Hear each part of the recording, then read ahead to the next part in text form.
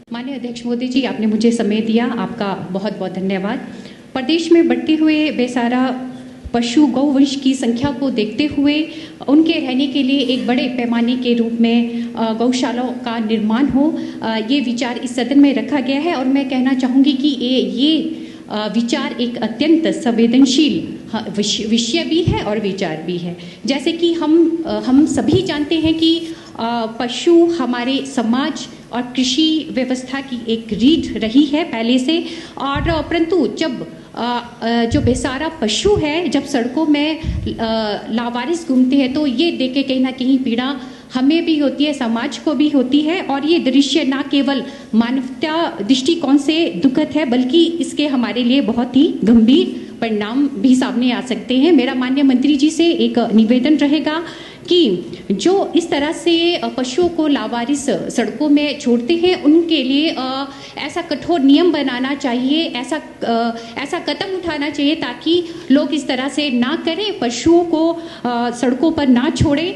और साथ में अक्सर हम देखते हैं कि जिस प्रकार पशु सड़कों पर घूमते रहते हैं कि एक तो बड़ी बड़ी दुर्घटना हो जाती है और यहाँ तक कि जान माल का भी नुकसान होता है। और कई बार यहाँ पर माननीय सदस्यों ने भी बताया कि जो आवारा पशु, बेसहारा पशु वो खेतों में जाकर फसलें नष्ट कर देते हैं। और मैं कहना चाहूँगी माननीय मंत्री जी, कुछ दिनों पहले एक डेपुटेशन मुझसे भी मिला था टाली भुजल पंचायत से,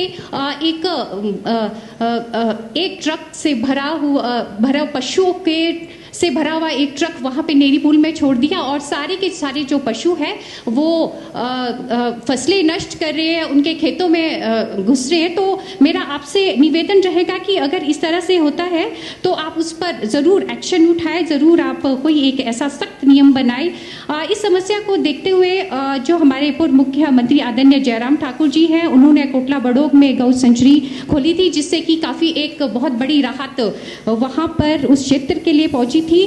मैं इसके लिए माननीय पूर्व मुख्यमंत्री जी का भी बहुत बहुत धन्यवाद करती हूँ और कहना चाहूँगी कि सभी विधानसभा में बड़े पैमाने पर गौशालाओं का निर्माण होना चाहिए, क्योंकि माननीय सदस्य और हमारा सदन केवल मनुष्य के कल्याण के लिए नहीं बल्कि जीव कल्याण के लिए भी प्रतिबद्ध है। और साथ में मैं कहना चाहूँगी कि जो हम बड़े पैमाने से गौशाला खोलने का जो निर्णय आप लेंगे उसमें कुछ एक सुविधाएं जो कि बहुत ज़्यादा ज़रूरी है होनी चाहिए। वाटर टैंक की जो वहाँ पे बहुत ज़्यादा आवश्यकता वहाँ पे होती है, उसको आप ज़रूर सुनिश्चित करें कि पीने हेतु और हरी घास की सिंचाई के लिए ये उपलब्ध वहाँ पर होना चाहिए। दवाइयों का प्रबंध होना चाहिए, सोलर लाइट का प्रबंध होना चाहिए, क्योंकि जो हमारे गौवंश हमारा इस समय खतरे में है और उस गौवंश को बचाना हमारा कर्तव्य है। इसलिए मेरा सरकार से, माननीय मंत्री जी से निवेदन रहेगा कि आप कठोर से कठोर नियम बनाएं। आपका बहुत बहुत धन्यवाद।